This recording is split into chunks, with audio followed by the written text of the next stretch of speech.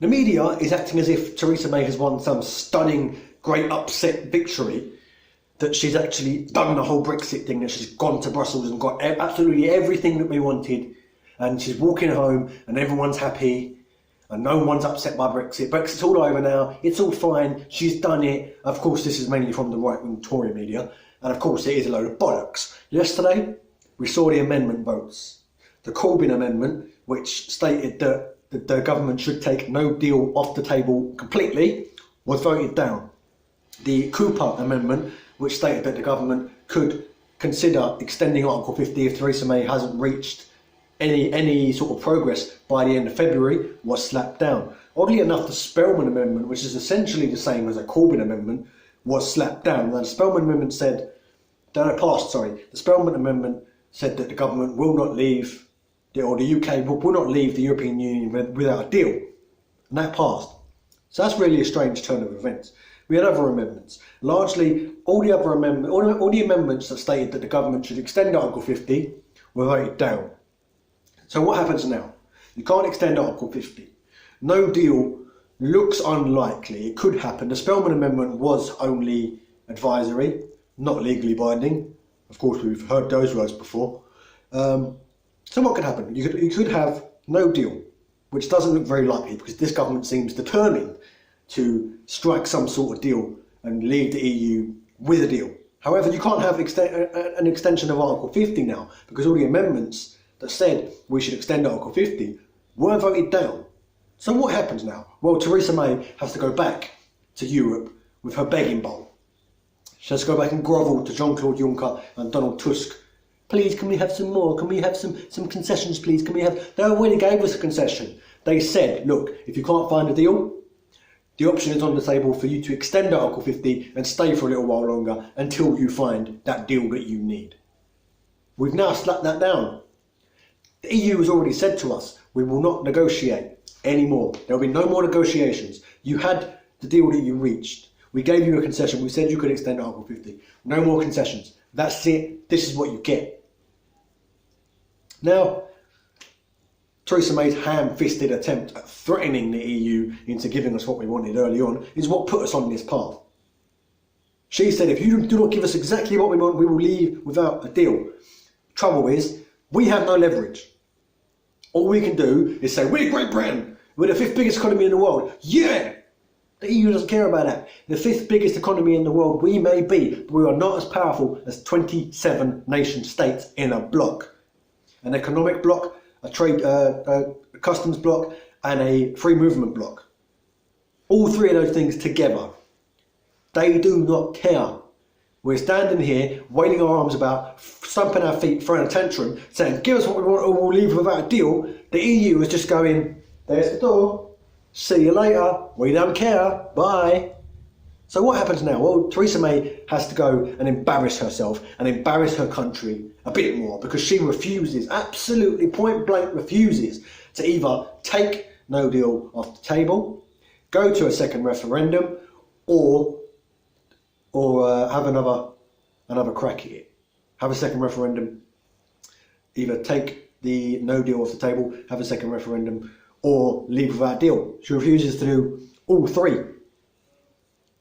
So she is persistent, adamant that she will find the deal. She'll be able to get Brussels to negotiate more. And they won't negotiate anymore.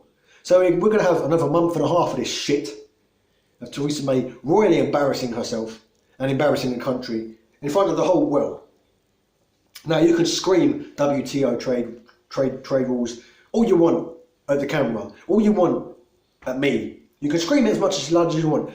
What is the rest of the world going to think when they see Theresa May embarrassing herself and embarrassing her country this much on a worldwide scale? Do you think they're going to be compelled to do a trade deal with the UK after we leave the EU? I know if I was a nation state and I saw a nation embarrassing itself that much, I wouldn't want to do any sort of big time large deals with that country. I just wouldn't. Now, I know I'm sounding like a little bit of a hypocrite because I do believe that no deal is the best way forward right now. But I also think this Tory government is in its death throes. It is absolutely on its last legs. No wonder Corbyn is just stepping back and not getting involved. He has agreed now to talk to Theresa May. And he's basically saying, okay, yeah, you know what, you're fucked anyway. I'll do a little talk with you. But other than that, he's washed his hands. He doesn't want nothing to do with it. He's stepping back. He's just watching this government die in front of him so he can step in front of the dispatch box and take over.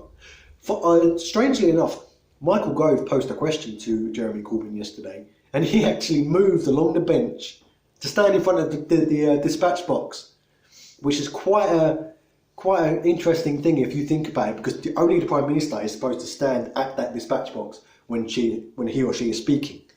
And Michael Gove did that, and that was I'm not sure if that was subliminal, but that was quite an interesting thing. Even Jeremy Corbyn noted, I thank the honourable gentleman for his question and for his short speech on his leadership intentions.